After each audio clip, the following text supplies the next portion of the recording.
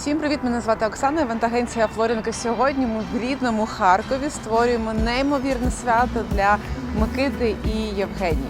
Тож, поїхали!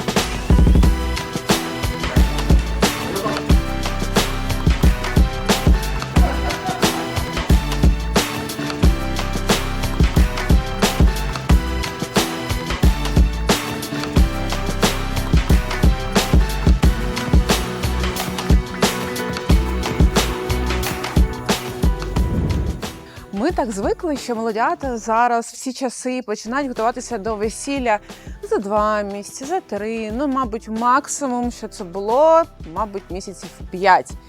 І яке було наше здивування, коли наприкінці січня цього року нам написали молодята з нашого рідного міста, що планують весілля на кінець жовтня. Це так класно, коли люди хочуть одружуватися, не дивлячись ні на що, ні на ситуацію, ні на те, що ми не знаємо, що може бути. Вони чітко вирішили, що вони хочуть це свято. Їм дуже сподобалась дата 24-10, тобто дуже часто думають молодята, що ті, хто грають там в жовтні або в листопаді, це тому, що вони от зараз вирішили влітку і, щоб не чекати наступного сезону. Ні, ми могли зробити весілля і влітку, і в вересні, але кожна пара вкладає певні сенси в дати. Тож, коли ми обрали дату, перше, що ми зробили, це обрали, звичайно, ресторан. Він мав бути найкращий, він мав бути просторий, і ми не шукали світлий ресторан, як всі люблять, там, щоб були вікна, щоб все відкрити. Ми вже розуміли, що це має бути така дуже вишукана вечірка, де можна зробити із локації таку певну закриту залу і додати красиве світло. Наша пара дуже хотіла, щоб церемонія була на вулиці. І це ризиковано.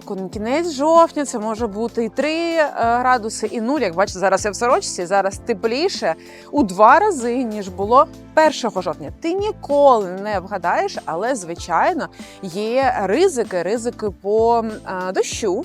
І в цьому ресторані у нас не дуже є план Б. Якщо зовсім дощ, то нам нема куди переносити. Тому ця локація, чому ми її обрали, вона нам може забезпечити дах над терасою, де проходить церемонія за моєю спиною, де welcome drink. Тому якщо б сьогодні нам не пощастило з погодою, все одно всі гості залишилися б сухими.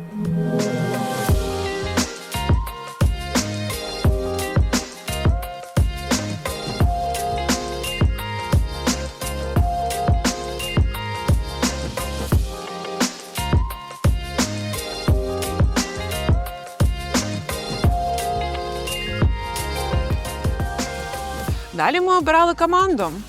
І дуже часто молодята обирають певних спеціалістів просто по портфоліо, по нашим відгукам. І дуже часто це не спеціалісти, що знаходяться прямо у місті. Тому 50%, навіть 60% команди сьогодні – це місто Київ. Це ведучий, відеографи, команда організаторів. І це класно мати змогу приїхати в рідне місто і зробити свято для дуже класної пари. Що цікаво, ми сьогодні зустріли наших молодят, яким ми робили свято у 2023 році. Це такі теплі відчуття, коли ти бачиш пару, бачиш їх щасливі очі, які ще раз тобі дякують за все, що ми зробили. І ми розуміємо, що наша робота, вона реально приносить людям щастя. Крізь роки вони мають змогу згадувати певні моменти, які були присутні на їх святі.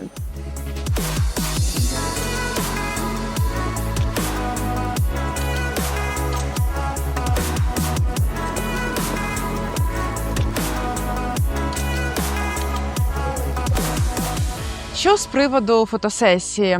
Ми за те, щоб вона завжди була максимально недовгою. І що цікаво, пара на початку ще нашої зустрічі, коли ми познайомилися, сказали, що вони не хочуть бачитися до виїзної церемонії. Тобто ця фотосесія має бути там колись потім. І десь за місяць до весілля все ж таки вони придумали, тому що після наших розмов зрозуміли, що ми трішки втрачаємо той час, навіть те, щоб зробити зйомку ранку наречених. Тобто ранок тоді у нареченої мав бути або вона була б сама, або з подружками. Потім тільки о першій годині, о другій вони б зустрілися. Тому вони передумали, і це, на мою думку, гарна думка. Тому що всі, чому так роблять, хочуть отримати вау-ефект, щоб наречений побачив наречену, тільки на церемонії, вона в сукні, о май гад, це просто неймовірно. Але це круто, це реально круто, але навіть якщо ви до церемонії бачились, тут такий градус, хотіла сказати напруги, тут такий градус переживань, радощів, всього, тут просто такий торнадо із емоцій, що ось та сама наречена в білій сукні, вона все одно викликає безліч емоцій, і ніхто з наших наречених не зустрічав свою майбутню жінку, типу, знов ти?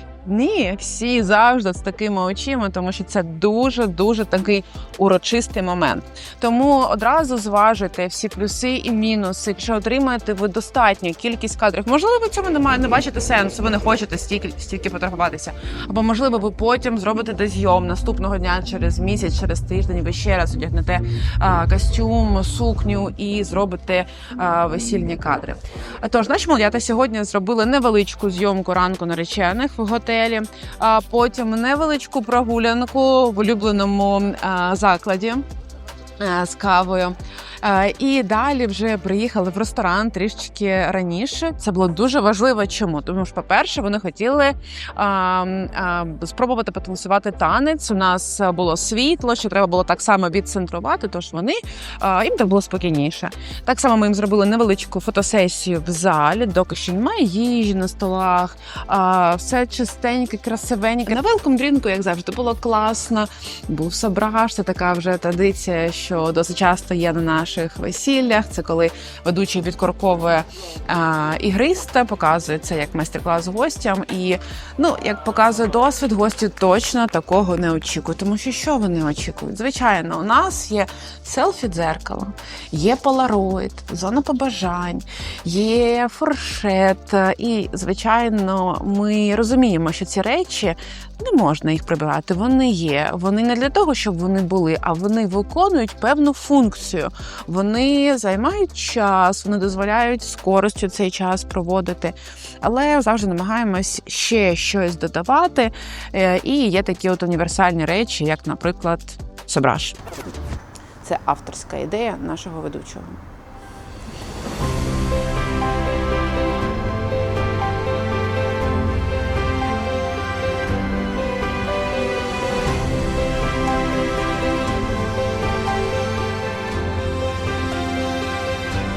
У нас сьогодні був реєстратор, який офіційно зареєстрував шлюб саме на локації. І не просто зранку, не просто в певний час, без подробиць, просто так було важливо. Тому сьогоднішня церемонія була не просто красивою, не просто про історію кохання. Вона була офіційною.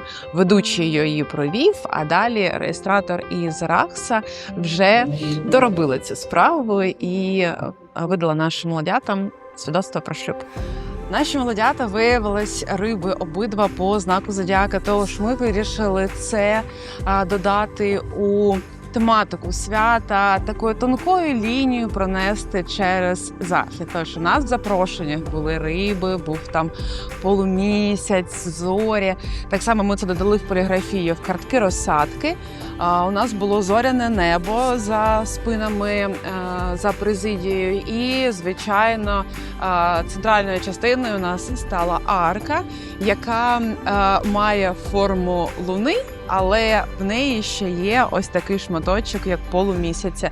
І коли це була денна церемонія, арка виглядала такою напівпрозорою за рахунок того, що не було видно цієї LED-підсвітки. Але ввечері на фоні чорної культурного міста. З'явився у неї новий абсолютно вигляд.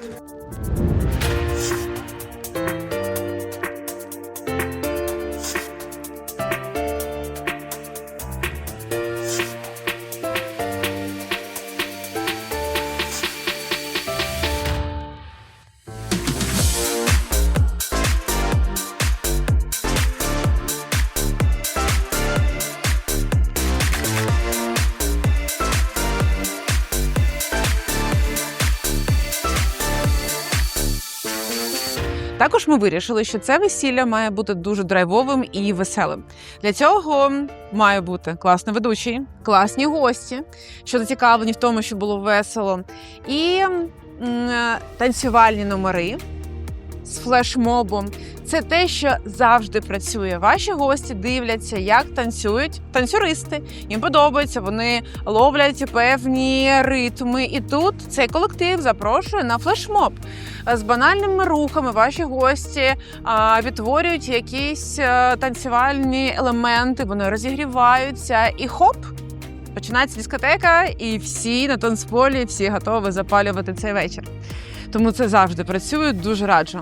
І друге, це, звичайно, музичний бенд.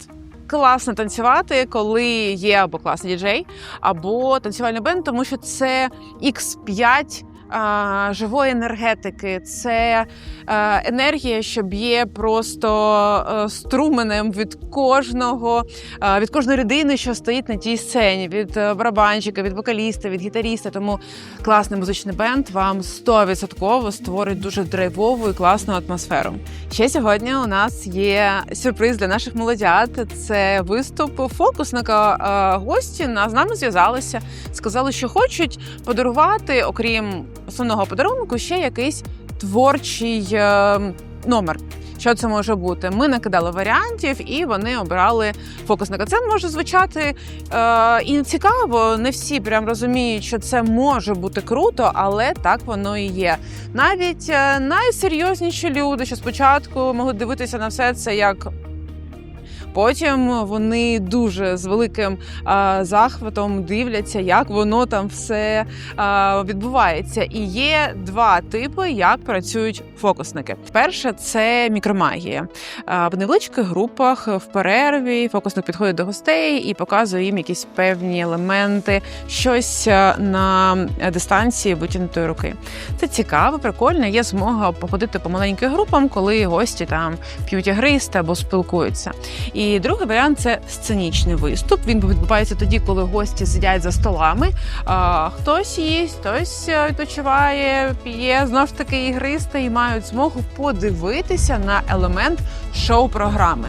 І також сценічне шоу залучає гостей до взаємодії. Не обов'язково це вставати треба, а от просто сидячи за столом можна вже якимось чином щось зробити і якимось чином отримати певну емоцію.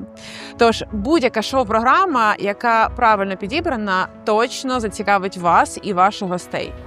І дуже правильно, що пари, батьки, хто завгодно з нами зв'язуються і питають, що можна подарувати. Тому що це може бути якась рандомна опція, що ми розуміємо, нам не підходить через інтерес нашої пари, через технічні характеристики зали, де, наприклад, це не може бути реалізовано.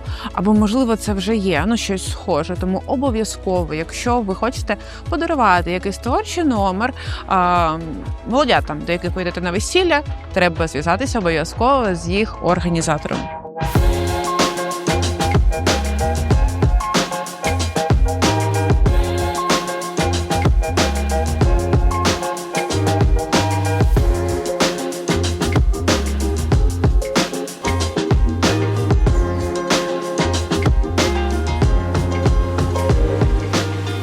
Погода досі кайфова, тож вечірню церемонію ми також провели на вулиці. Це взагалі подарунок долі, тобто у нас був план А і план Б, тому що зазвичай ми використовуємо ще раз церемонію, тобто арки, для того, щоб потім там розв'язати тортик. І у нас був план Б. Якщо, звичайно, буде дуже холодно, то ми не будемо гостей змушувати виходити на вулицю, мерзнути. І план Б був це зробити у залі. Але ми так хотіли це зробити, тому що, як бачите, бачите, у нас арка ввечері стала по-іншому виглядати, тому що там є LED-підсвітка, і тепер на фоні ночі Харківської ми бачимо місяць, луну, і ми бачимо ту саму тему, що у нас сьогодні є в нашому весіллі. Це взагалі дуже класно, коли все так співпадає, і у нас в голові такі з'являються галочки «вийшло, це є». Так само ввечері ми дуже часто робимо ще обітниці, такі більш з гумором, для того, щоб це запам'яталося. Тому що, як ми бачимо, молодята під час церемонії, вони дуже хвилюються, і вони дуже багато речей не можуть навіть запам'ятати. Вони пам'ятають емоції, що було класно, кайфово, цікаво, але через купу переживання є моменти якихось таких сліпих зон, котрі потім у вас знов з'являються після того, як ви переглядаєте відео. Тож ввечері ми ще робимо такі з жартом обітниці, і молодята вже такі розслаблені. Це ще один такий кайфовий момент у ваші спогади. Як бачите, у нас сьогодні був дуже великий тортик, більше 10 кілограмів, а на весіллі біля 30 гостей. Але молодята хотіли великий торт, і знову ж таки про те, що хочеться і скільки треба. Нам було б достатньо 6 кілограмів, це біля 2 ярусів, але молодята хотіли ось саме такий. Тож у нас гості будуть йти додому не просто ситі після смачного банкету, після смачного шматочку торту, реалії нашої країни. А вони ще з собою будуть брати коробочку там, де буде шматочок торта. Коробочки не обов'язково робити там красиві, це просто може бути ланчбокс, але, наприклад, почекаємо.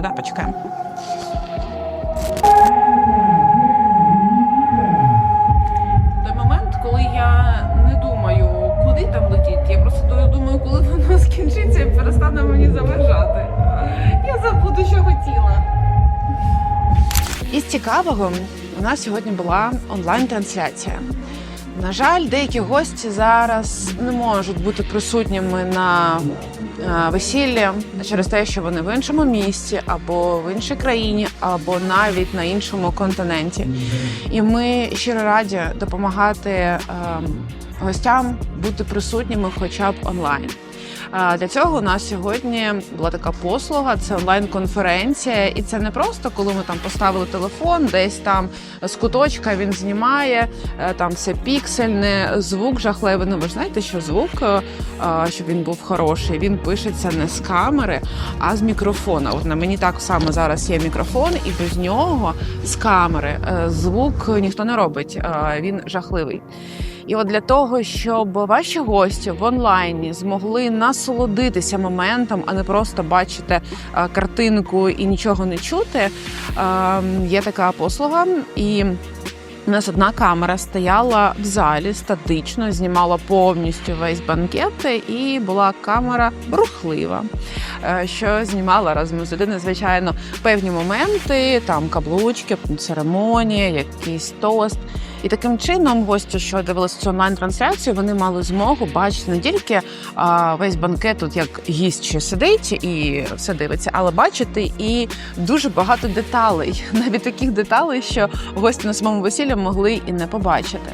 Так само гості мали змогу під'єднатися і так само сказати тост, поспілкуватися. Все це нам дозволило прибирати межі, що зараз існують між багатьма сім'ями. Треба вводити нову рубрику, з якою проблемою, я не люблю це слово, задачею ми стикнулися. От, наприклад, у нас був передавач, тобто спеціальний пристрій, що передає онлайн-трансляцію там, з церемонії до людини, що це все передає далі. І просто так вийшло, що це дуже міцне скло,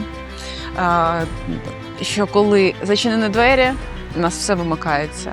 Тільки хоч на 1 сантиметр відчиняються двері на церемонії, трансляція знову вмикається.